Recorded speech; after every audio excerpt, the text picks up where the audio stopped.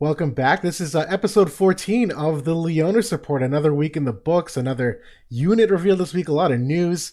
JB, how's it going tonight, man? It's going great. Just had a long weekend. Had today off from work. It was a federal holiday here in the U.S. So yeah, it was good. Had a little bit of relaxation. And how about you? How was the weekend? Busy. Same, it's graduation season, so I was traveling around for some of that. And, other than that, Father's Day plans on Sunday, and a belated Happy Father's Day to you as well. No Thank you. special day, hopefully. But regardless, nice to have today off. Didn't accomplish much. Just threw a little video together and a little bit of cleaning and getting ready for the end of this week. We got maintenance tomorrow, so some last minute stuff to do before that happens. And obviously, a lot to talk about here too with some additional releases that we're getting. And without further ado, we'll kick things off. Why not? We're talking about Sweetheart Miranda. So announced this morning is the light unit that was on JP. It's the 70 cost unit. Another light unit, the second week in a row.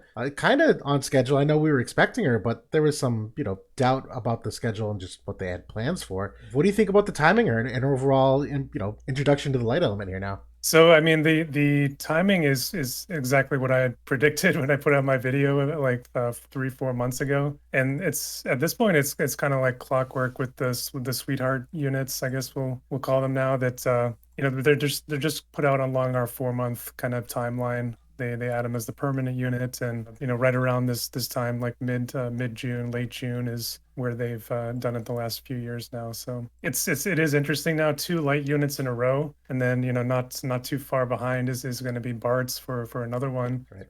in about 6 to 8 weeks. So yeah, it is one that we're gonna have to pull for this time. Obviously, Addison and Bart's are both the initial free get. Yep. But Miranda's that 70 cost. She obviously has increased value for limited Guild Wars. Interesting that we're getting a limited this week as well. So maybe It's they're true. trying to entice you there a little bit. But yeah, what are your kind of broad stroke thoughts on this unit? It's tough. So the things I've heard a lot of good things from JP. I think most of that revolves around the cost side of things. And I know we had a lot of like glitz and glam from Halloween Lucia and the Grimoire job that she has, and that's the overlap here with Miranda as well.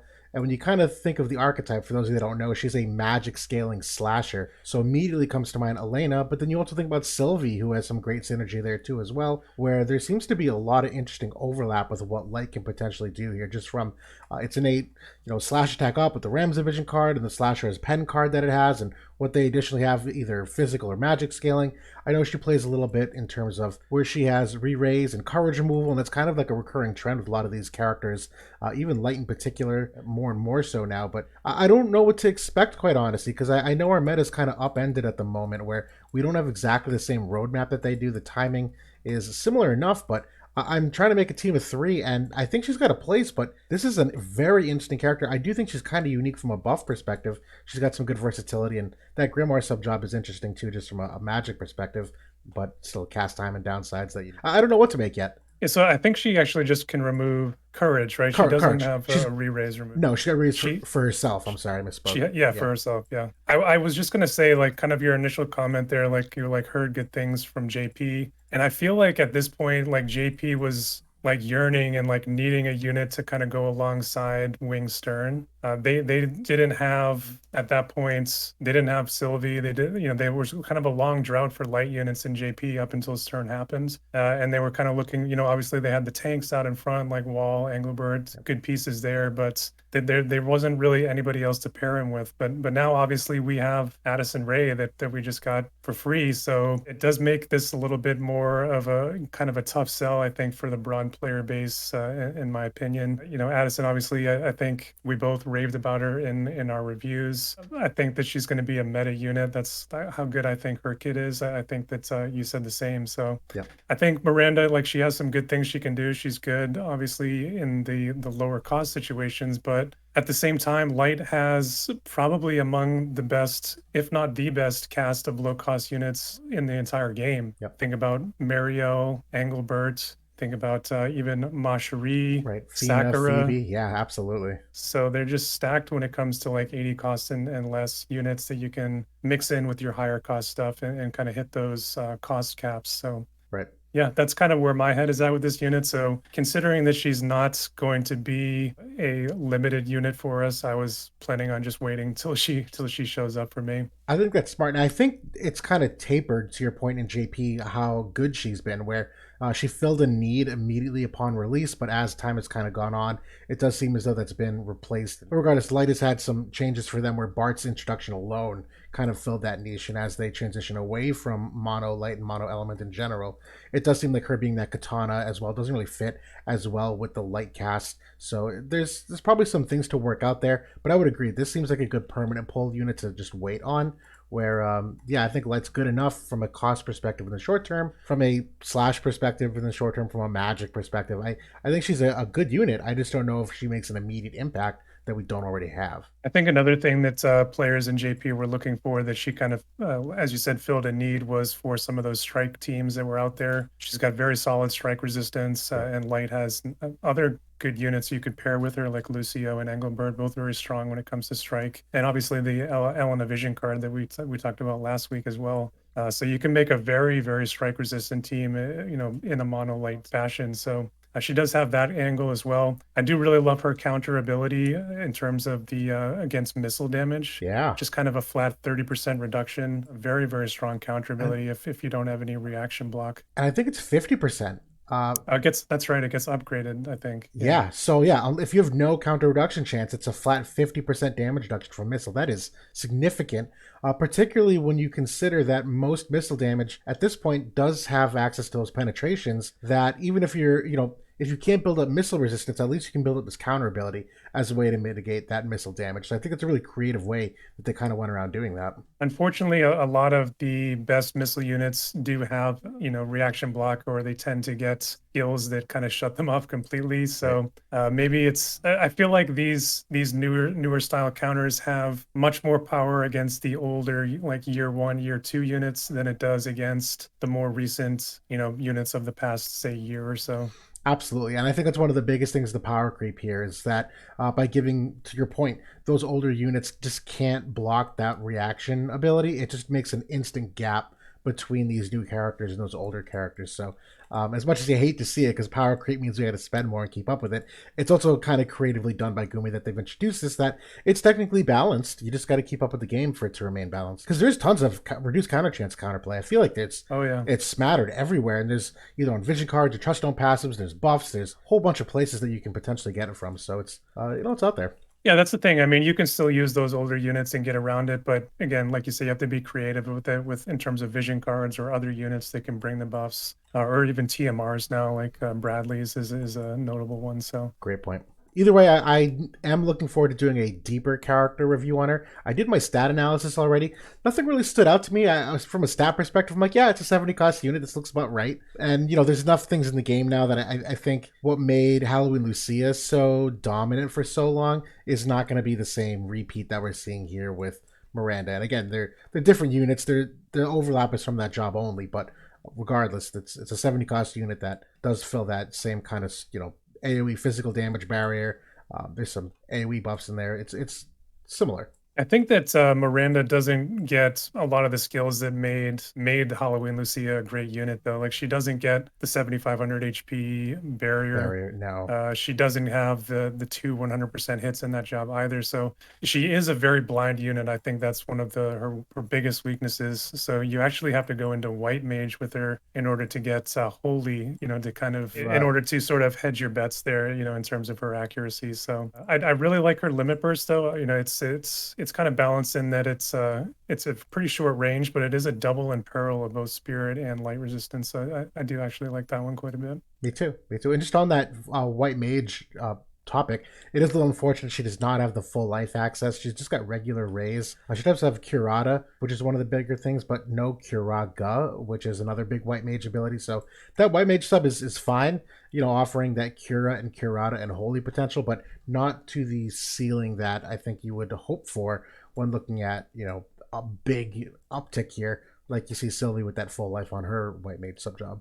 I feel like the white mage sub job is so hard to use when you don't have cast time reduction. That Like too. one of the things why it works so well with Sylvie is that she did get the 400 cast time reduction as part of her mastery, I believe, or one of the upgrades. So she actually can use it to good effect. You know, in terms of Miranda, it's going to be a little bit tougher, at least for the curative stuff. I completely agree, right? And it's tough to justify from even from the holy perspective to say cast time down on a rune or a trust stone passive when you only have one ability that has a cast time, because technically all of your main job is insta cast. So something is definitely out of whack there. And you bring up a good point that the non-offensive abilities will suffer immensely that they don't get the same cast time down benefits that you can get from like an Esper or that trust stone passive. Yeah, I do hope that they will add something like that to an Esper or something like in the future just to kind of get better use from the white mage job, just because I feel like a lot of units that don't have the cast reduction just that they really struggle right now to be any kind of competent healer in the current game, just because CT skills and agility and haste is just completely changed the game. And I think it's a huge weakness, you know, if you have any spells that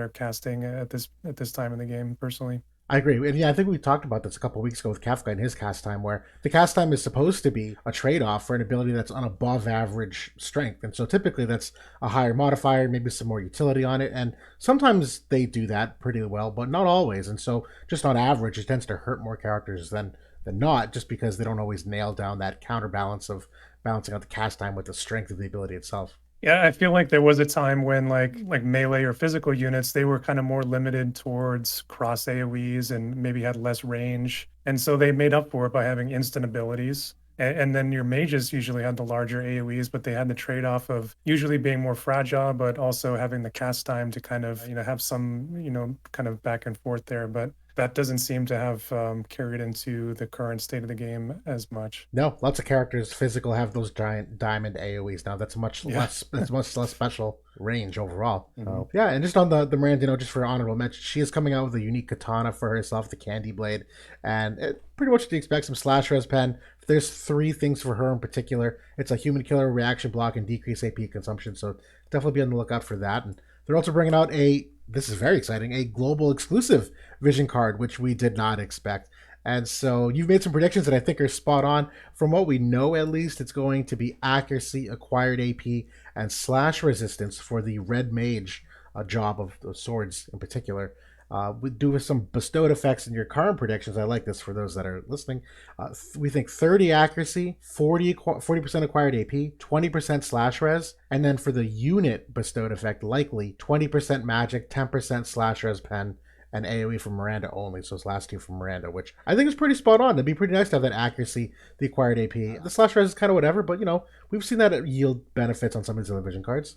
I think that this was also going to impact, I think you said a Red Mage, Katana, and then Bow group as well. I think I saw on the list, which is interesting because Bow has really gotten no support at all in JP. Just two cards that came out really early on. Yep. So this is going to be their third card. Accuracy is always a good one for missile units, I'd say. I think it's going to be real dependent on whether you throw it into primary, but even as a secondary card, pretty solid to get 15 bonus accuracy. Absolutely right, and I think that's kind of in line with what you mentioned of Miranda being relatively blind. That they probably saw that as a generic, general weakness. Maybe this vision card helps her in general, but obviously the other classes as well. I don't think it's probably enough to put a significant dent in it, but every little bit helps. Again, it's kind of cuts by 1,000 places how you build up that accuracy, and if you can get this via a vision card where it didn't exist already, that's certainly a good thing. So nice to see them get creative with that. One other sort of innate weakness of Miranda that we didn't touch on was kind of the fact that her job, similar to Blade Soul, only starts with 18% AP to start the battle, so just like a physical unit. So she does have various parts of her kit that kind of help hedge against that innately. The weapon is one, it's got that AP Right. consumption decrease. And then she has like a bunch of acquired AP and other ways that she ends up being fine, like as long as she can get off a couple of buffs. But obviously this card, they're looking to sort of build upon that even further with that acquired AP in there as well. Definitely, and certainly makes for a nice crossover with those other jobs where who doesn't like acquired AP? Overall, Yeah. is a nice upgrade. So that's good. All right. Well, I think that's all we really wanted to cover, at least for now. There's probably some meta implications that people might have based upon her introduction, but I just don't think it's a strong enough unit to really put a dent in what we already have. and what we're projected to get with Bart's. So solid limited cost unit, but you also made the great point that those that don't have her, you got some other good options too. I think you're pretty safe there. So speaking of that, like, what are you thinking of Addison so far? I know you kind of put out an early look video and you got her online really, really quickly. I think day one, 140. I So did. how have you been enjoying her so far? I've had 6 stars a handful of times this week already against either dark or fire. She's done exceptionally well. She can also beat wind and earth, just not definitively, but will clear those teams, so it is well rounded enough. Gets absolutely stomped by strike, so that's the one downside. But overall, exceptionally solid results. She's such a quiet carry. I don't know how else to say it. That between the protect that she gives a unit, between obviously that buff of the courage and the self heal that's strong enough itself, there's something really smart about her spacing, and this could just be map specific, but she's got a really good thing going for her where obviously her first priority is to move to a teammate to apply that protect and the barrier to self. So already she's got some smart horizontal movement. When you then consider she wants to use in consecutive turns here, the courage buff is another kind of like semi-horizontal thing where you're kind of staggering yourself. What I find is that she very smartly is never really like in the fray of battle and just on the cusp outside of where the teammates are. And she's got just enough range that she can still kind of poke and prod from afar. And dude, she is hitting damage caps on some of these characters here. Just today, the dark team I was going against had a Lemeray, and because I'm using the Hope Subvision card, she procced 15,000 damage against Lemeray. Like, just literally no shot to live through that. I hit damage cap on King Mont in another test. So she's great on not only like that teammate support, but even offensively, really putting in some work. I think it's again, really strong. That's crazy. Yes, one thing that I've been hearing, I don't have mine fully leveled up yet. I'm just about to hit max limit on her tomorrow. But one thing I've been hearing is that the Job 25 ability will actually, some of the buffs actually last through the re-raise. Like the heal back or even the sure hit nullification is still there even after they get raised up. So it's almost like it's put on them as an innate sort of passive thing, which we haven't actually seen that on a buff before. I'm not sure if you've noticed that yet. Interesting. No, I haven't. Do you mean specifically like re-raise? Like if a character dies and gets re-raised? Yeah, I've not and done. I've and the not seen heal is that. still there. That is wild. If that's the case, Yeah, that is exceptionally good. unless I'm hearing wrong, but I've heard from people that I trust that that's how it's working currently. So I, that's pretty crazy. I'll test it and I'll believe it for now. Yeah, that's again that buff is excellent. And yeah, there's some risks of using it twice in one fight. It happens very frequently to me, but even if it does, it's really not a big deal. It just means you're guaranteed to win that fight basically. But overall, yeah, I do feel bad though. That was an expensive build. You obviously Yeah. have to buy all 10 packs in the shop. We do have some, promotions going on with the social media stuff that there is future shards coming. I knew that, and in the back of my head, I was kind of like, yeah, I could see myself reincarnating her. So sure, if they end up giving me 200 to 400 extra whatever for free, and I can use them, I'm gonna put it to good use. But it's tough to actually push her on people to say she's really good and she's meta defining when at minimum you got to spend that 20,000 viz to get the shards, and even then you need to basically max out the purchases in the Moogle exchange to get the mind spheres. There's a significant amount of investment to make her work, and so I am a little surprised Gumi's not been more vocal about some of the sources of shards other than the current social media promotion. If that's all they have planned, that is tough for most people to build up. Yeah, I'm surprised that they didn't have more paid stuff, especially whereas you're expecting more players coming in. I thought maybe we'd see some shop refreshes. I do know that I think that some of the shop stuff is maybe clearing out maybe with this update or maybe next week. So maybe we'll see it then. But and I do also know that I think there was a live stream announced with Addison and Hiroki. So we can expect some interesting things coming out of that, I hope. Yeah. But an interesting collaboration. I know that they have a kind of a multi-week thing here. So there's going to be certainly more to come, I think, for freebies. So I would agree. Yeah, and to your point, I think you mentioned they've already data mined some additional items of hers that we've yet to see in game. So even though it's not in the announcements, even though we haven't seen it yet, it's certainly not over. There's more to come with this. So those that have built her this early are going to reap the rewards a little bit ahead of time. But I would hope they do a little more for the general player base to acquire her, because unless their thinking is that they've made her so busted good intentionally that they want to capitalize on people feeling like they have to pull, I wouldn't put that by them. This is a gotcha, right? Like if they've made a character that's above average amazing And the only way to do it is to spend 20,000 viz. Like, you've kind of set up some supply and demand there. I do remember that they kind of did this in FFBE as well. I don't know if you were still playing when the AI Katy Perry came into Yes. the game, which was Yes. like the premium Katy Perry unit that came in, and she was like a bonkers unit when she came in, and especially like her TMR and STMR. So the STMR I Like remember being like exceptional. it was, Yeah. yeah, it was like a basically kind of like a meta item for a very, very long time in the game. And I at that point I was very salty about her like collab with the game, and I was like I was refused to pull the unit. So it's interesting seeing this come back around in WOTV, and my kind of viewpoint on it has shifted a lot. So Same. it's Nope. funny. Totally, totally. But either way, yeah, good addition. We'll see what ends up unfurling. I did some preliminary looks at Votive stats to see if anyone was using her with good degree, and there's some good results. I'm not gonna lie. I think I probably have the most consistent results, if only because no one was able, or not many, were able to build her that quickly. But it's catching a lot of eyes. Yeah, that video you said that you posted definitely was fun to watch. And most results are like that. To be honest, it's just exceptionally sound. Yeah. We actually faced our guild faced Hydra ITA. I'm not sure if they're like another top 20 Oh. guilds, but they're Luca, who won the first manual PvP tournament. Yes, He's like a huge light player, but he maxed her day one as well, he and did. we fought their guilds that day. Yeah, they a couple of people in the guild actually had 140 her that day, and had her already in Guild War. So it's funny you mentioned that. Right, that was the only other one that I really saw was that guild, and I think there's two in mine now, including me, that have her max and ready to go. So that definitely caught my eye when I saw the two of them, and the name rang a bell because I knew I'd seen that before. Yeah, he's a good player. Good stuff. Good stuff.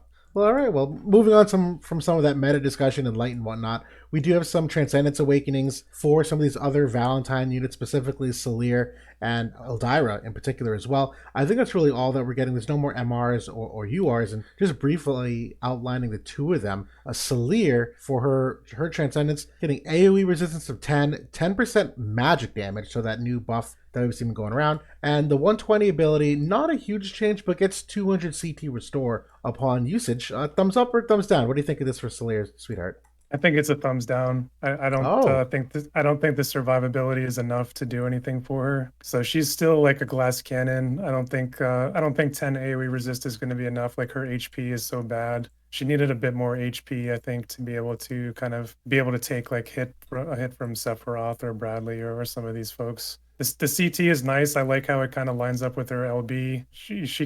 Her magic, as an energist is sky high with hyper vitality, so she can definitely do some damage. Her penetrations, I think, have always been a little bit of a problem for her, but yeah, I think it's more the survivability angle more work from her. I think that's fair. Right. In this current age, her barrier was really the only thing that kept her going. So against the majority of the meta units, she still does not fare well.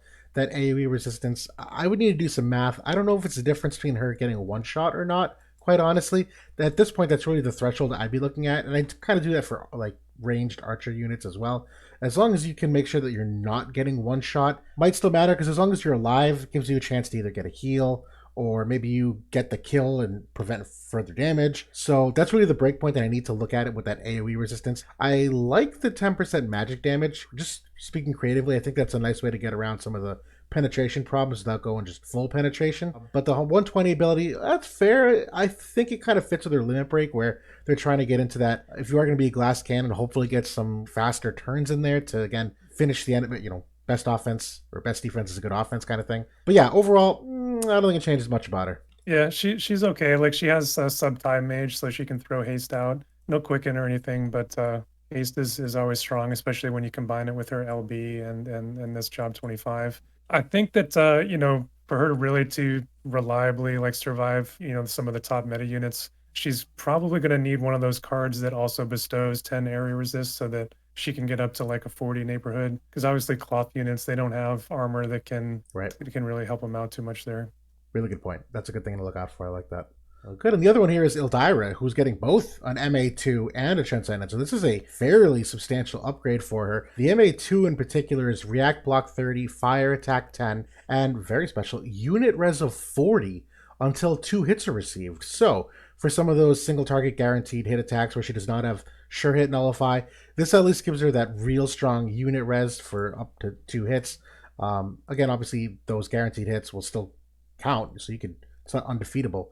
But regardless, I think that's a pretty decent MA2, just strictly speaking about that unit res. And even the react block, again, every little bit counts. The Transcendence, though, gives her another 50 react blocks, so 80 in total. That's a significant increase. Crit rate of 15, which I like. That's kind of overlapping with what Fire's kind of gone toward. And I know the evasion units, you in particular, have that crit damage on that card.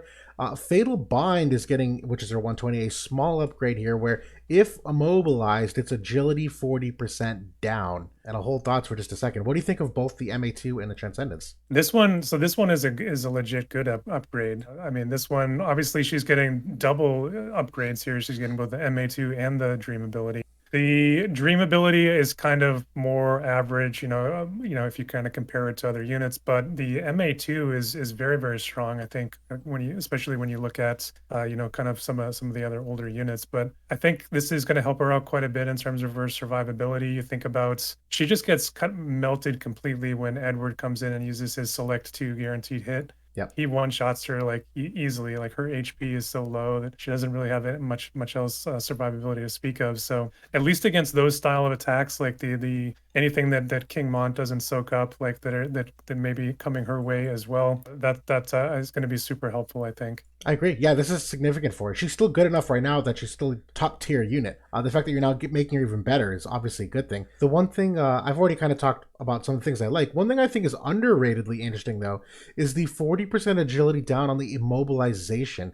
The thing I like about that is I just kind of see that as an additional way to get some chain damage into that unit where if you're kind of stuck in place, if your agility is reduced and you don't get that turn as quickly to kind of break that chain by being able to go, we've seen Yuffie, make some amazing chains here that I think that's just that one extra hit might be a good finisher for those that aren't already dead because there's also a unit in peril on it. So I just kind of see it as a potential to really make sure you ensure that chain damage because other than that, I don't really see a strong upside to like just 40% agility down on a unit that's already not moving and imperiled. But I think that's kind of creative the way they did that. Yeah, at least kind of counteract the additional CT they gain by not being able to move. Exactly right. When you don't move, yeah, it's what 20 CT you retain because of it. Yeah. Yeah, so this basically counteracts that. So that's why it's creative. It might not look like much at first glance, but yeah. I do really like the reaction block because her actually landing her limit burst and making sure and just not having to worry about it getting reflexed at all is huge for her because that is a game-winning limit burst, in of itself. Just nailing them for 50 CT down and then getting the bonus onto herself. She can chain with herself on that one as well. The crit rate, I actually, from a PvE perspective, this unit was one that infuriated me quite often because her dex is not good at all, and she often would miss crits on when you would throw out, her triple hit abilities. So that's going to help out quite a bit from like a PvE, like guild raid perspective. Like you're not going to be missing those random crits anymore. I like it. That makes sense. And then if I recall, the Yuffie card, the Gears of a New Fate, one of the big party effects there is crit damage of 20. So if you talk about a character that can more reliably crit, if you get that extra 20 crit damage now, that's also a offensive boost to her. So overall, two big thumbs up. Specifically why I picked her in our draft league. I was waiting for this day. Very excited to be able to get these upgrades for her. Just kind of moving along here now. We also got some frontline updates, which we don't typically, and the ones that do are not always significant, but we actually have some interesting quality of life things that are very much being looking forward to. And the first of them is the job-based vision cards. They're getting a slight tweak visually to talk about which jobs or job classes they specifically apply to, so a little better visibility to them within the menu. But then they're also doing some things to in-game let you know who is being affected by them. So there's a new toggle on the bottom right where you can toggle the view of the vision cards and it'll show like a grid of 6 and it'll highlight the icon of the vision card if it's being applied to the unit or not. And then even if you drill into that vision card to like equip it, it'll have icons of the characters in the top to show whether or not they're included on it. So better than nothing. It's still not my favorite. I still wish there were some more creative things they could do with it, but good halfway point. I agree.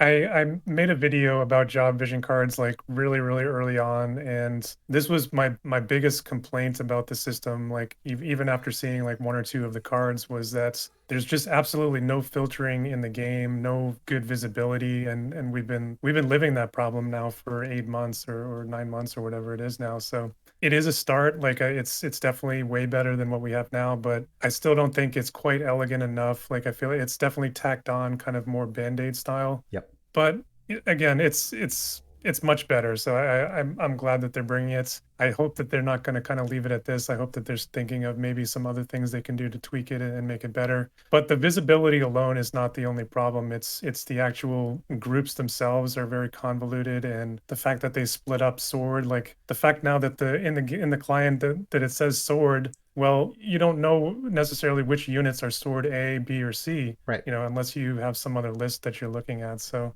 that has always been the biggest problem, is that they decided to kind of divide up some of the jobs or weapon types into multiple different groups. Yep, I agree. I agree. And right, the naming convention is neither intuitive enough or sounds right. There's characters in the red mage sword that I don't think should be there. There's characters in the knight that I don't think should be there. They should be in the red mage instead.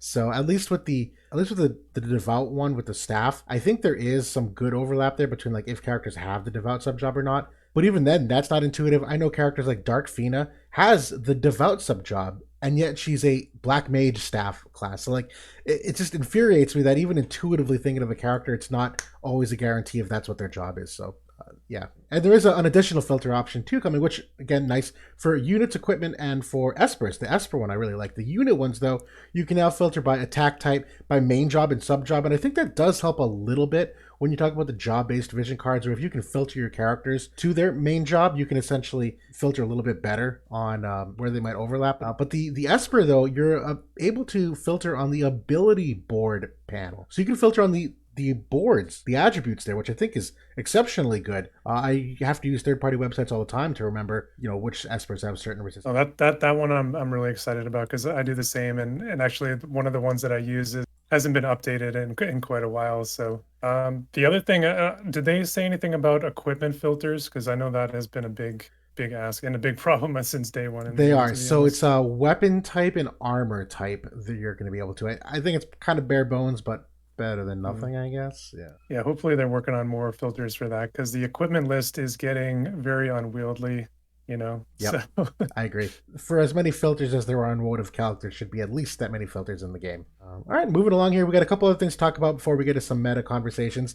Very briefly touching on some of the +6 equipment. I'm gonna speak for you for a moment here. I don't think the first two are that noteworthy, and I think you'd probably agree. The Kelsod, the Katana, Glimmering Edge, and the Forbidden Tome, which is essentially Velas's book. They're both getting upgrades here, not only obviously statistically, but the Kelsod's getting crit damage at 10. Okay, that's nice.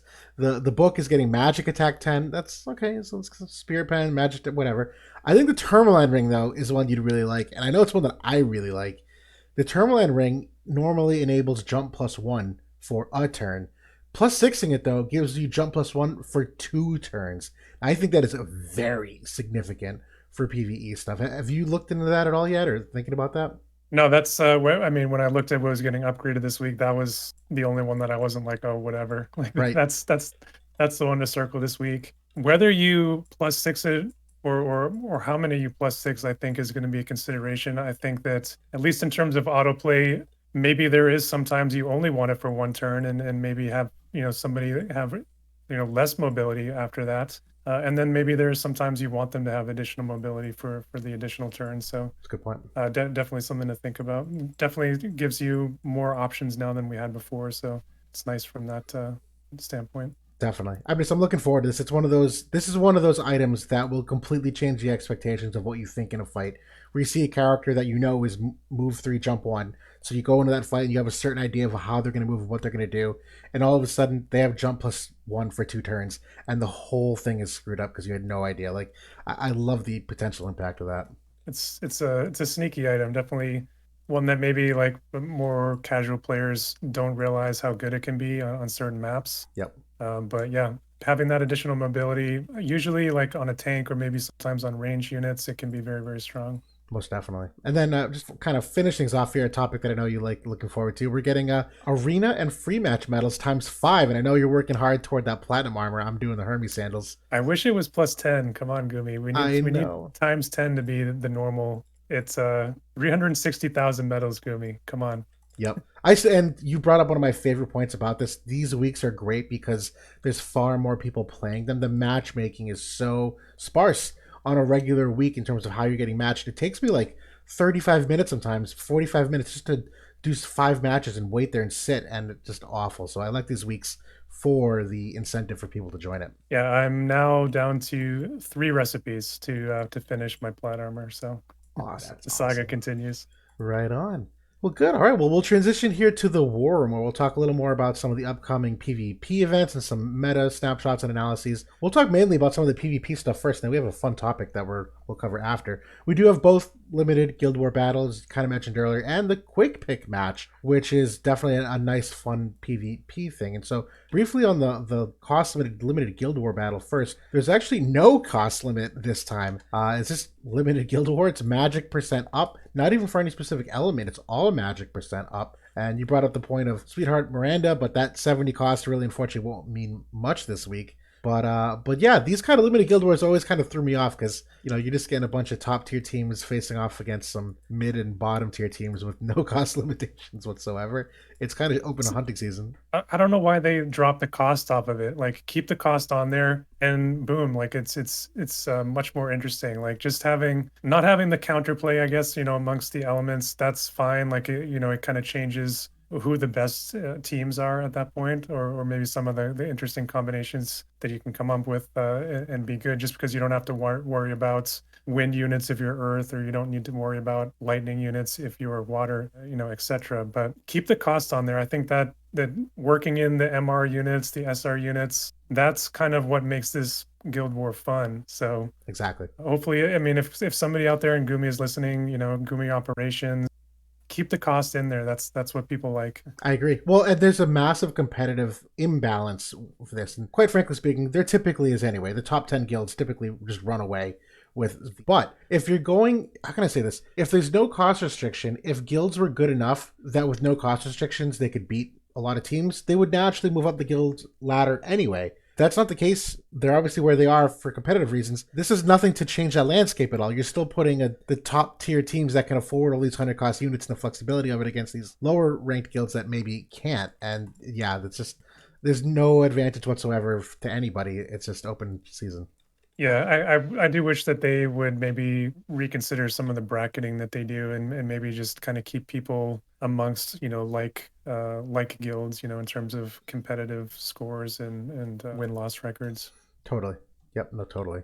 So this is Courtyard 3. I don't think this has been in, at least in Guild Wars Auto that I know of. Either way, relatively flat map. No real height restrictions that I can tell. There's a lot of blank open squares here where you're going to get some twisting and turning as you go through here. But even then, I don't think it's that bad. You're obviously going to congregate more toward the middle anyway. But yeah, I'm intrigued to put a new map And out there. definitely kind of a funnel there right in the middle where I mean I guess it kind of depends where the tanks are placed, but I can definitely see an AoE fest there in the middle for a lot of battles. Definitely. And again, this is all height 1 and height 2, so really anyone is going to have fun with those AoEs. So yeah, we'll look forward to that at least. And then on the other new PvP mode, the quick pick match.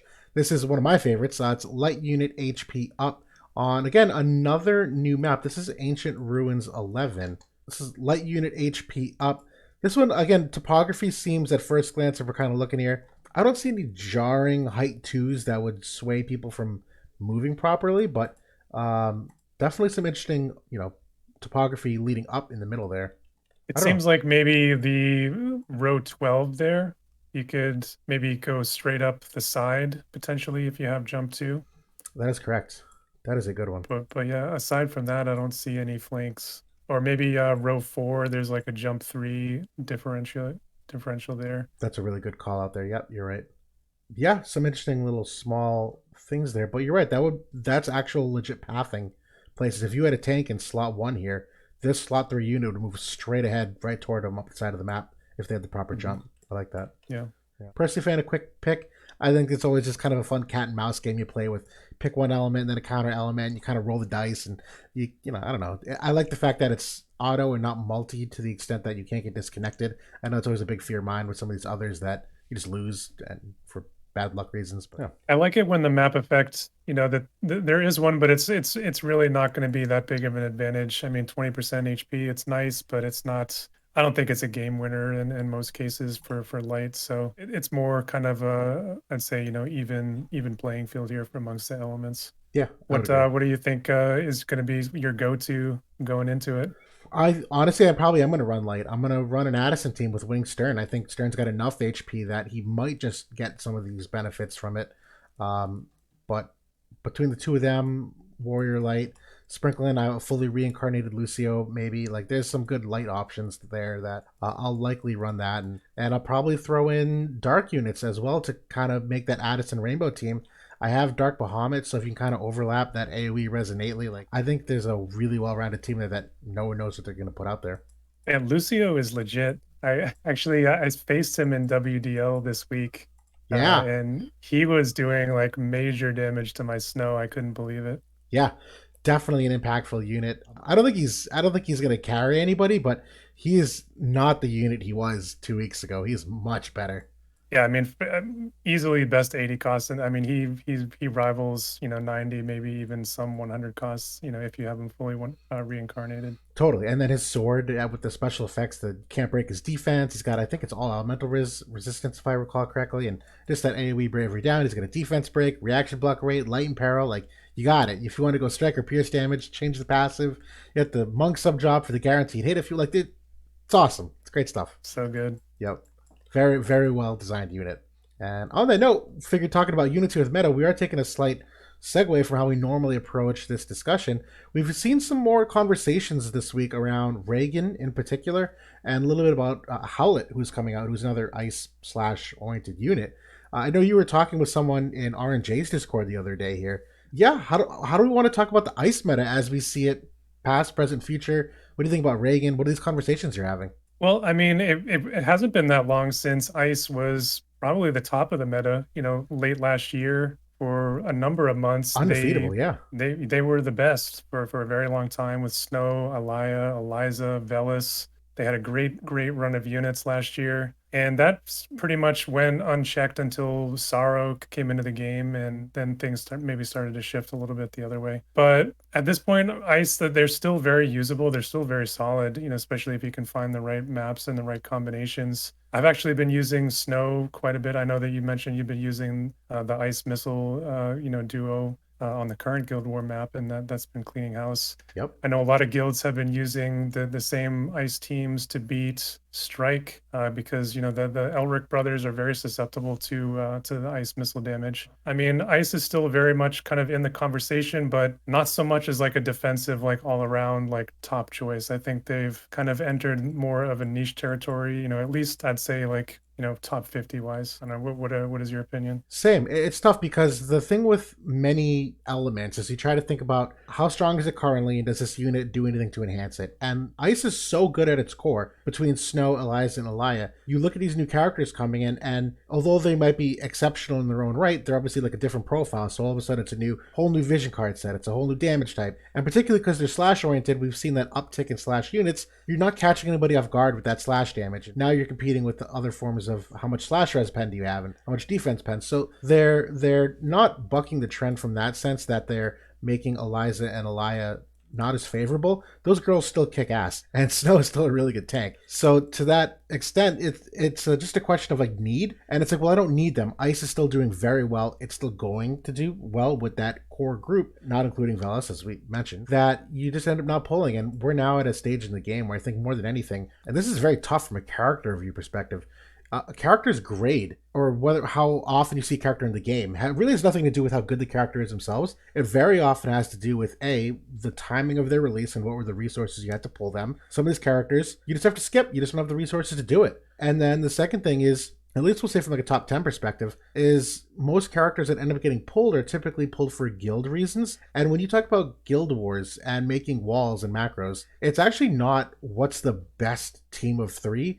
It's typically what's the best team of three that 30 people have. People will frequently look at top 10 and say like, what's the meta? And there is a bias there that it's not actually the objectively best characters and everything stress test. It's really what's the best team that 30 people could put together.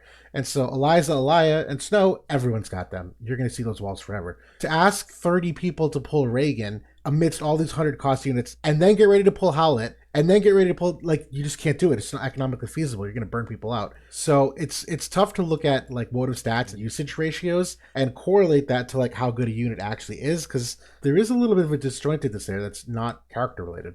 Yeah, I 100% agree. I think there is also a level that you can look at and say, okay, this unit just isn't making any dent whatsoever. Like when like if you look at JP and you look at the new Elia unit and you see this unit is being used between 40 to 50% on both defense and offense. Very rare that units like, outside of like, mono light and mono dark are being walled up and used heavily on defense. The Rafina Sephiroth wall was being used in JP on defense exclusively, like in the top 10, like day after day for months, after that team came out. Elia completely disrupted that meta. And not only that, but pretty much every other unit in the game just is kind of taking a second seat to what she's able to do. So and you can kind of see shades of that also with Sephiroth and Bradley. These units are on another. So when you get a unit like Reagan or Howlett or even some of these other units that are going to be coming along in a silo, they're very good. They're very solid compared to units that we saw last year. They're better. They obviously are going to have uses in the game, and their kits are very good. But when you kind of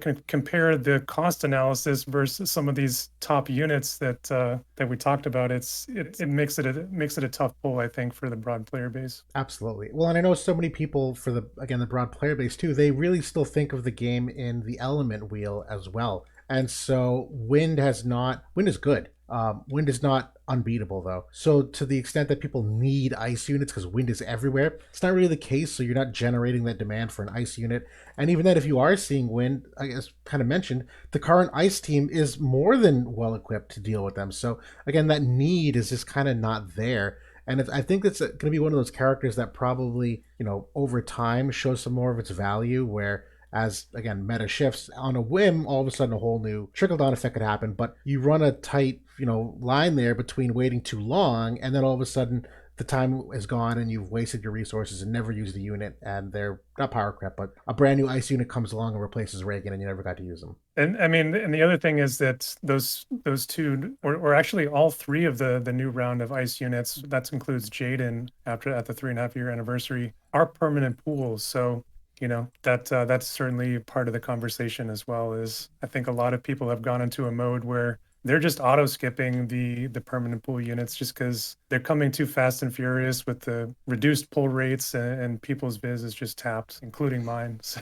Mine too. Yeah, I agree. No, and yeah. that's a smart strategy because you can still acquire some of the economic bundles that they might offer to get a head start on some of the shards. But you're right. As long as you accumulate the shards, you just wait for the day you pull them, and there you go. You're halfway there. You can do some grinding after that. But yeah, Especially when you see some of these banners that we've had over the past few weeks, and people are getting Reagan, Stern, and Hio all in 110 pull, and I'm like, wow, I just spent 100K to get those damn units, and right. now I'm pissed. Yeah, no, it's tough. It's tough. So good. Well, either way, I know personally I've had some good results with Reagan and the limited usage that I've needed him. I can see why most people don't pull, but I don't think that's a reflection of the character. Again, I think he's still one of the best characters put out there, given the Good unit. third anniversary for sure. And I've no doubt that Howlett will synergize very well with him. Because that's the other thing you have to consider here. That we're being slightly short sighted in saying that the current missile cast is just fine. It's gonna be fine. But if you start thinking about the broader game down the line, once you go, okay, let's say there's a map that's too small, missile doesn't work, or let's say there's a character like Sorrow that makes snow irrelevant. Well, then ice is like all of a sudden literally unusable, and that's kind of what happened. Sorrow came out, and at the top end of the game, ice was literally unusable. And it's because they're a little bit one dimensional, and while that's a good thing, all of a sudden, if you look at the other slash units that are in ice, there's a pretty huge gap that after like one of them, that if Reagan and Howlett come in here now, they can kind of make that second generation of really good ice units. So I think as much as we say, ice missiles just fine, there's also problems when you go and pigeonhole yourself into one, niche. I think that their value is probably going to be seen more in that red mage sword group, as well as like the synergy with earth and water, because we know that for one on global the red mage cards have just been going bananas. Like every card Dagumi is putting out is for that sword A group. We've got Right. 5 of them now, including the card tomorrow. So that alone, it makes that group super powerful. It's going to enhance the value of those two units a little bit. But then we do know Dark Golem and then Dark Shiva are both going to Right. be coming in the next few months. So that obviously opens up new possibilities for those Earth units, or sorry, those Ice units as well. So there's value there for people that pull them, but I just not, at least right now, I'm not sure it's enough for to go out and pull him day one for a lot of people. Completely agreed. Well, good. All right. Well, we'll transition here to the Leonis Spire report. We do have two new units that they released. The first one's a new dark unit, 70 cost. It's Bronwell, who is, from a lore perspective, one of the members of the church that comes over looking for Sadali. And the other one is Khamral, who is one of the, I think he technically is like a mercenary from the Fallen Kingdom across wherever that is working for the church as well. I haven't looked a ton yet at them, but I can say right off the bat, I'm really glad they introduced a 50 cost and a 70 cost unit.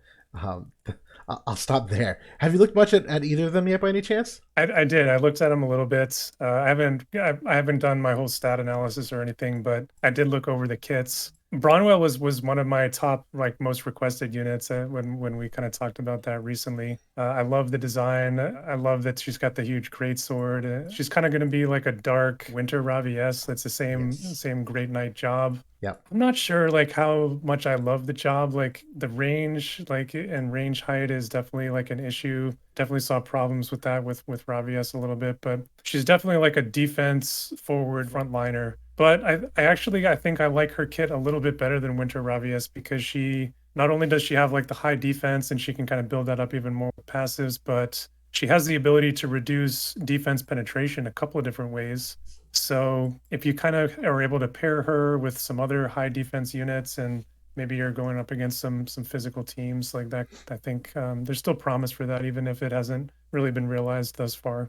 Yeah, no, I agree. There's a lot of things to like here. There's a certain niche in terms of some of that pierce resistance that this job comes with just from their natural buffs. But yeah, the negative defense pen is something that I think was fun to theorycraft with Halloween Lucy. It never came to fruition because Dark wasn't known for its high defense per se at that time. But overall, I think this is a really good mechanic they've introduced where we're getting some pretty nutty defense pen values at this point. That's one of the things that makes Bradley so lethal is that his calculated rend ability is basically perma 100 defense pen. There's literally no defense that can mitigate it. So you come in with an ability like this that's able to kind of reduce that. I think it's a really creative way to just kind of get some of it back. And yeah, from a dark perspective, she fits into that slash category where, maybe the sword being a great sword type doesn't fit exactly where, you get some katana and dagger and whatnot. But just from a slash synergy perspective with anima, I think it fits perfectly. And overall, I think is a fun 70 cost unit to throw into the fray with what Dark already has. Yeah.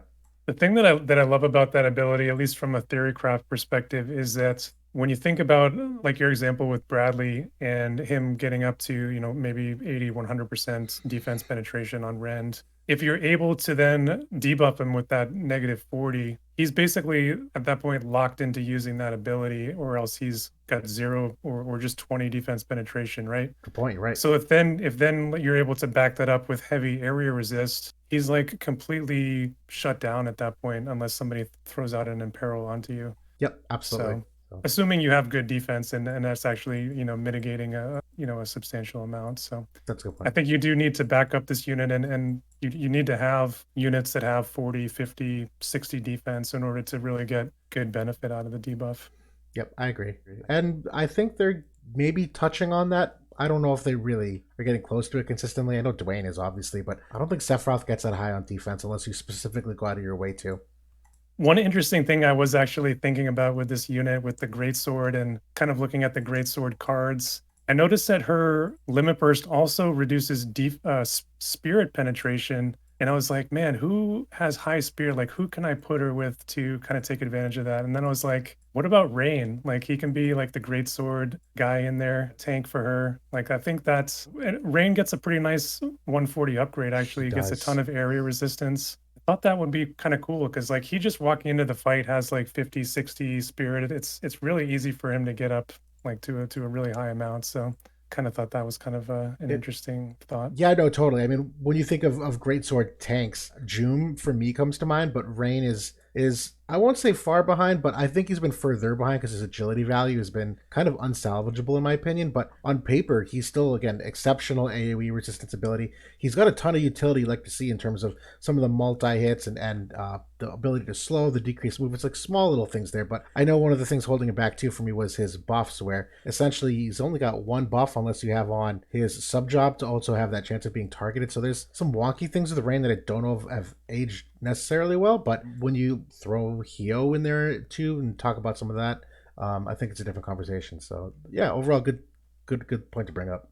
So that's Bronwell. I think that's another thing about her is that she's going to be another haste TMR, another haste accessory, and hers is pretty cool because it has AP consumption 25 as well It's huge. on it. Yeah. Really, really nice TMR for her. Yeah, that's an exceptionally good TMR. It's got 15 luck. So you talk about some extra free luck, Oh, combining I that didn't with even luck, notice the luck. That's pretty cool too. We right? don't really have seen that before on a TMR. I don't think I've ever seen that on TMR to give a flat luck stat. I like it. Either way, S tier. I'm gonna go right there, book it. S tier TMR.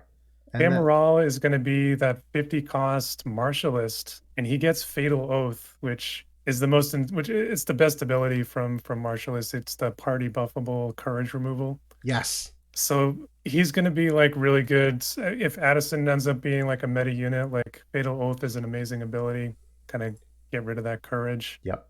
So this is going to be a free 50 cost version of that. Yeah, I'm a fan. I like 50 cost units that they've come out with. From what I can tell from him, I like him that he's got enough defense pen, AOE res. He's got a AOE in peril technically. You mentioned a great bit of utility with the courage removal there. He's got a sniper sub, which maybe has some weird upside with the Brachiosaur card, but I'm not hopeful about that. I think realistically speaking, you're probably looking at just Nightblade and some of the maiming slash. But other than that, main job is strike oriented damage. And I know Fire's kind of missed out on that train. Raldor never really came to fruition, and the rest of the units have not really leaned into it. So just being able to throw him in there as a viable strike unit for Fire, I think it's creatively done.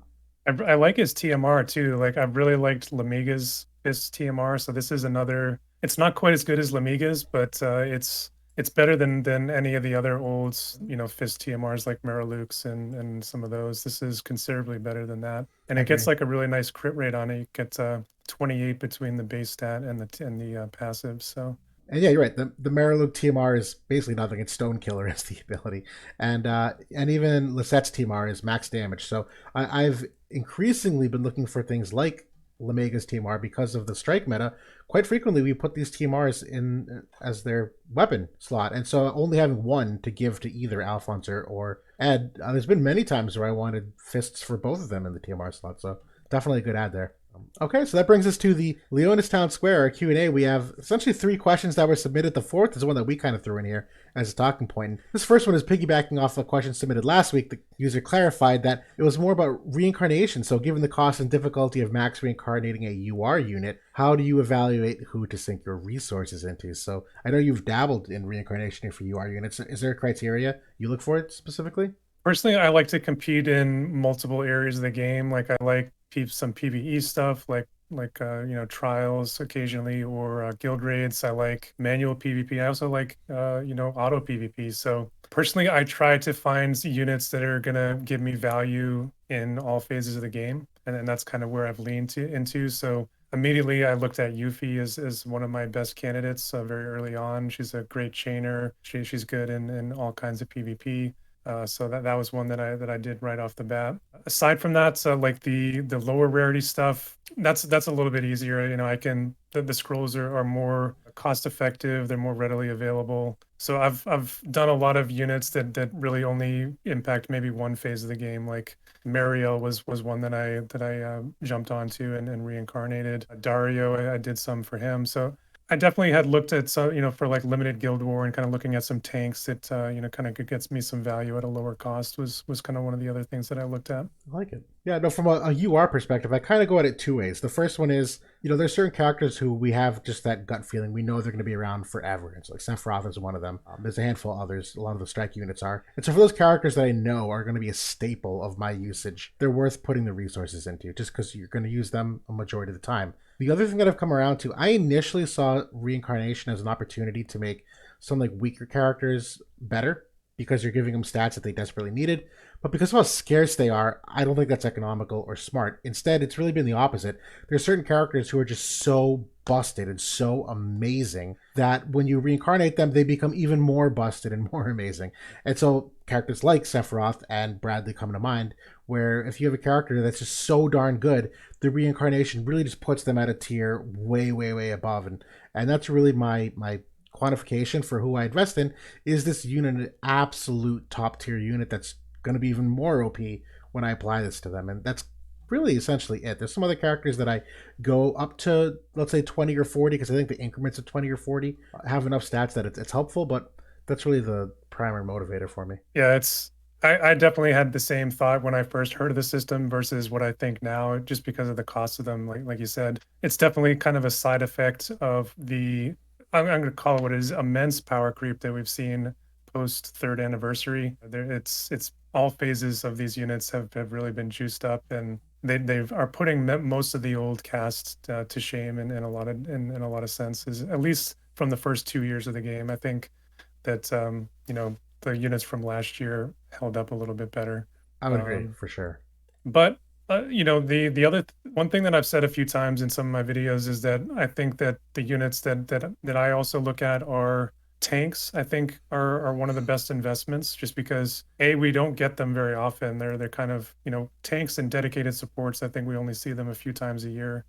So those are a good investment, and obviously getting something like 3,300 HP on a tank, that's another 1 to 2 hits that they can then potentially take. So tanks are a great investment, I think, no matter what rarity they are. Carry DPS, like you were saying, those units that are just broken, and we can see it right from the get-go. Getting 180 attack on a carry DPS, 180 magic on somebody like Kefka, for example, that's tangible results in that you can now do 6, 7, 800 more damage on a hit and one shot somebody now. So Yep. I think dedicated supports are probably my least prioritized when it comes to scrolls. I would agree with that. Supports, I've tried to justify that with the magic increase does for healing. It doesn't really have a tangible healing effect just because health pools are so large. If anything, I would go at it from the survivability angle. And I had underrated the health that they get. I had initially saw 1800 HP and I'm kind of like, that's whatever. Mathematically, Gumi's smart. That's actually a legit valid threshold between dying and not dying for many of these characters. I've noticed that with Wing Stern in particular. We've done a lot of mocks with him, and quite frequently, even just 40 reincarnations is the difference between him getting killed and proccing re-raise and not. And you might think of that HP and be like, okay, it's not as big as the tank, so it doesn't stand out to you, but Gumi has balanced it in such a way that many of these carry DPS, that is a significant survivability increase. Yeah, I mean, when you think about it percentage wise, it kind of is pretty close. It's going to be about 50% of their base HP, or 40%, or somewhere around there. So Yep. The second question here, and I know it's probably going to upset you because all of our seasonal and fun holiday units never get upgrades anyway, so why should we even talk about them? The question is, what units do we want to see in the upcoming seasons? So I'm assuming summer, Halloween, etc. Summer Engelbert was a popular fun one to joke about last year. Could we get a Halloween Aldoa, which I believe was teased on the Exorcist vision card way back when? It's kind of the witch theme. I know right now we're in the midst of summer, so yeah, theoretically we could be getting some summer units. Anyone you're looking forward to or think could be a fun one? So to kind of piggyback on your joke there, I absolutely do hope that we get the winter rerun before any more seasonal units come in. Like, come on, Gumi. Yep. Like every other year they've come at least, sometime in the spring. What is going on? But for summer, I don't know. I think that I heard that JP is getting Summer Glaciella. So I think that is one that we can expect to see, and I'm stoked for that, because that would probably Another be one? another Glaciella. Yeah, Yeah. but yeah, I'm pretty sure she's coming to JP. I think aside from that, I like all the ideas like Engelbert and some of these, but I want to see a summer Seymour. I Oh, think that's great. for like the dudes. I think that he's probably number one on my list. I'm right with you. So we talked about this. Which characters whose like in-game lore didn't match their in-game character, and Seymour was one of the top ones that we talked about. So I agree. If you're making a new unit that needs to be a new tier of power creep, go with one of those units, and he's one of them. And I actually do have a bias toward adding a male figure here where it has been all women for the seasonal units. And honestly, just from even just like a fun joke or a costume perspective or who knows what, I think it'd be really cool to throw one of them in there. And I know we got Summer Jade and he kind of bucked that trend, but keep it going. That was a fun unit. We can do more. I was thinking Summer Gilgamesh would be cool too, with the some sort of like, maybe he has like a scuba mask on or something to hide the face. I think that would be super super cool. That's awesome. That's really creative. I like it. What could you do? Yeah. What could you do for the wings? You do like, I don't know, like a surfboard across his back, maybe. Like what would you? Yeah, like maybe Surfer Gilgamesh. Oh, do it. Book it. I like That it. would be dope. That's a good one. That brings us to question number three. This is more of a speculation question, but do you think they'll release different kinds of tank archetypes, like, for instance, one that has a buff that reduces your opponent's AP by 30 every time they get hit, etc.? Or are they going to stick with the same X tank has HP heal with element res, debuff res, etc., etc.? What's your initial thought on this? So that's an interesting idea, kind of like the AP sap, like when they get hit. I like it. I could get behind that. I always like the kind of alternative strategies for shutting certain units down, and AP deprivation, I think, is one underrated one that certain units can take advantage of. I think I've been calling for this for a while, but I want to see a physical runic Yeah, that like a exactly like Celis, but and just implement the FFBE cover the party mechanic into WOTV. I think that's the way to do it. So I'm surprised they haven't gone back to that well. It's, seeing how I mean I feel like they have done a good enough job now of countering how powerful Runic was than it came out, and I feel like they probably know what to do. There's chains can get around it, and certain abilities that at least on the magic side, I think they for physical they would need to kind of think of how to maybe do the reflect ability kind of angle. But I would definitely like to see it. I agree. Yeah, no, same. I know we brought up Wilhelm from FFBE as a global exclusive, and it was your recommendation to give him that cover, which makes perfect sense. I love it. I agree. I actually do think Gumi would do it. I think they're smart in terms of generating demand. It's just the kind of thing they wait for a need for a new kind of tank. When that opportunity arises and the power creep calls for it, they likely will do that. We've also seen a little bit an infusion of new styles of tanks here, kind of at least with Dialdo and Raph, where Dialdo is, that magic scaling Pierce. That's kind of its own unique niche, and he technically does have a decreased AP. It's not the mechanic they were talking about, but I do think there's creative ways they're creating their tanks now where it's no longer just give them high defense and call it a day. Even the AoE and unit resistance, that those days are numbered. There's going to come a day where characters are going to get AoE resistance penetration or something, or they create a mechanic like the select two targets. Like that's just the nature of the game, that they're going to create something that's very strong and they're going to sell you the answer. They're going to create the problem, they're going to sell you the answer. So we'll get to a point Yeah. where the tanks get there. Yeah. All right, so the last question here is one that we've tossed the ball back and forth with a lot here. We wanted to talk more about some of the additional global exclusive units that have not gotten their dreams yet. At least in this question, Ibarra hasn't on global. She did in JP, but Esther, Ibarra, Sylvie, and Lynx, what do they need to become more competitive in terms of what they receive for dream upgrades or transcendence upgrades here? We'll go one by one. We'll start off with Esther here. Does anything come to mind for you? What you'd like to see in changing her kit here? This was such an incredible unit when she first came out, and she was great for a very, very long time. I think that once Dark Fina and Queen Macherie came into the game, and some of the magic started coming back into the game, she fell off in a big way. And obviously now that Courage is not what it used to be, her survivability is taking a huge dive, and we haven't really seen her as much in the game for a while.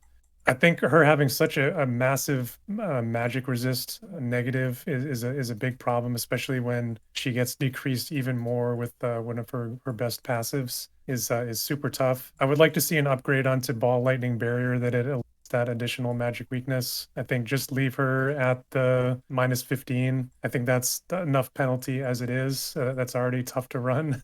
But she needs more survivability to kind of keep up with the elimination of how good Courage was in the game. She needs more HP and some other sort of backup mechanic to kind of help her out. So I would maybe look for maybe a slash penetration decrease towards the enemy, or a defense penetration decrease like we were just looking at with Bronwell. Maybe adding that on to Bolting Slice or Surging Storm, one of her core abilities could be a nice upgrade for her, just to kind of give her something else.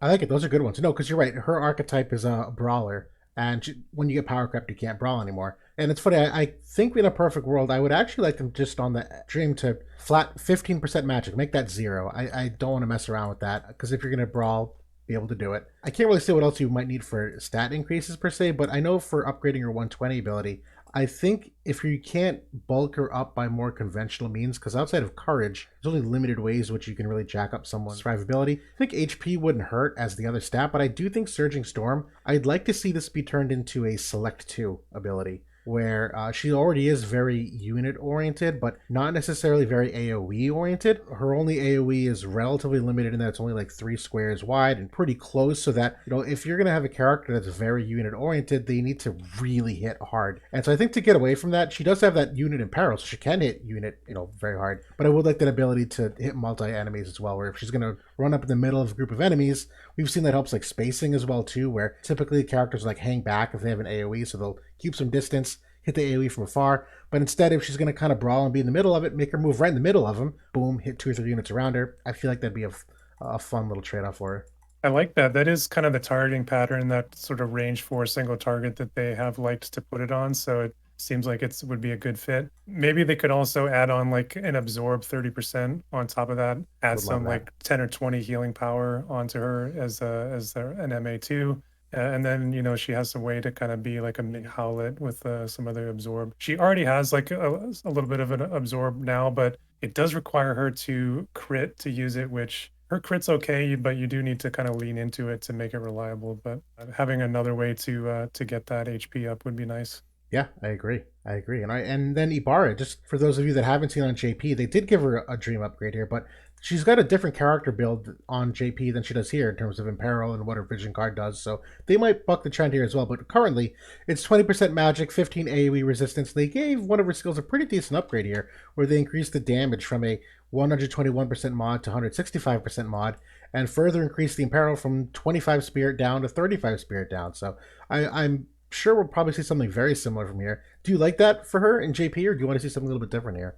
Yeah, like you said, there is some differences in JP. Like in her imperil, there is a spirit imperil. It goes from 25 to 35. That's her wailing storm ability, which is actually a lightning imperil here in global. So it's actually overlaps with Skahal's Thundaga ability, Thundaga Disposer. So I wouldn't mind if they upgrade that, make it to a medium modifier with the imperil. That's it's already like a super hard hitting skill, so it just would make it better. I wouldn't mind if they went into a different direction with her too. Maybe they lean into the job 25 ability and make that a little bit better.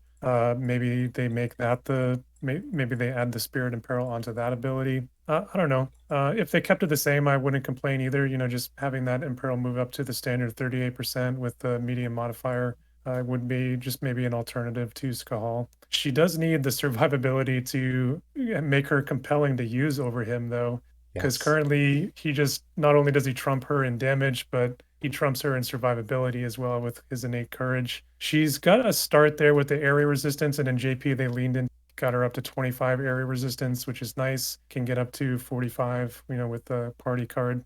I think that she needs a little bit more than that to push her over Skahal. And it's I feel bad kind of always going back to him, but really he's the bar when it comes to lightning mages, and he's kind of the elephant in the room there. So I don't know, it's kind of a conundrum. So the thing that I would tweak is that 120 ability here, and I would want to increase her survivability just a little bit. My initial thought, and this might be a little too undertuned, Resol actually has a really interesting ability where she uses an offensive ability, and what she does, she gains a barrier on that. The thing that I like about that, although barriers are kind of whatever at this point, it's only because barriers get put on at the beginning of the fight, and characters will typically, as their first hit, just destroy that barrier. But I think there's something to be said for mid fight to suddenly apply a random barrier. And we've seen some of that with Sylvie, with like a random limit break in the middle of the battle. All of a sudden, now your enemies have to be forced to use their barrier break. So you've now altered their AI. And I think there's something to be said with that if you were to add on to this 120 ability, like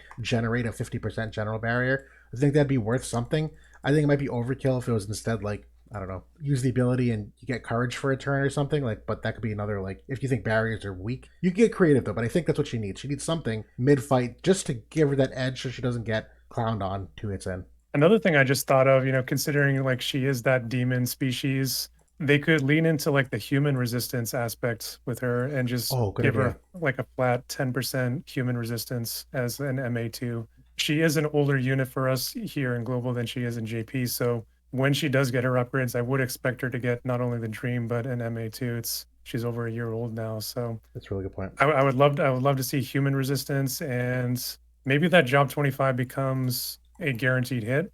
I mean, it's kind of generic, but at the same time, it does allow you to not have to worry as much about building up accuracy, and you can then lean more into, survivability equipment. Nice. So I like it. All right, yeah. Well, then we'll move on then next to Sylvie, who still very popularly used. It's not like she needs necessarily a huge buff, but I think she's kind of hitting her ceiling for what we were seeing for quite some time. What would you recommend to give Sylvie a little bump here? this is a tough one because I feel like if you go too much on this character, she just becomes too good. Yeah. You know what I mean? I wouldn't mind the angle if they went double limit burst on her like they did with Ayaka. Because Oh. like I think the limit burst is like the defining ability, and I feel like once that's gone, like she's good. Like I mean, and she can go maybe into like aggro damage mode. That's kind of cool too. But I wouldn't mind having a second limit burst. I kind of like those units that do have that capability, and I think it's not. I don't think it's overpowered having another big heal personally. I agree. I like it. No, and that's an exceptional amount of AP. And she's not a mage level AP unit, so to have to use 69 AP twice in a battle is a significant trade off. So I actually really like that recommendation. It's not at all what I was going to go with.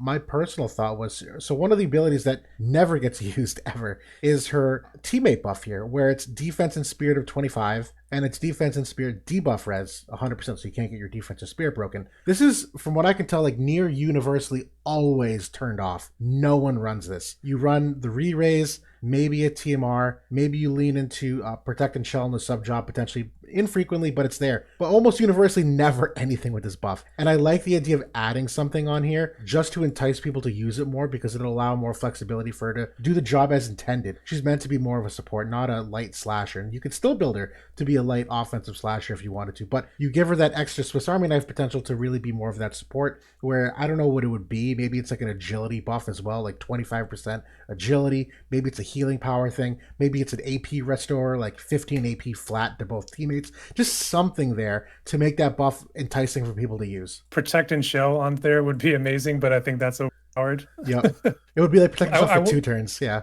Yeah, I was gonna say that maybe like an HP absorb again. Like I think that's something they've been kind of using a lot lately, adding on that 30% HP absorb like Ayaka has.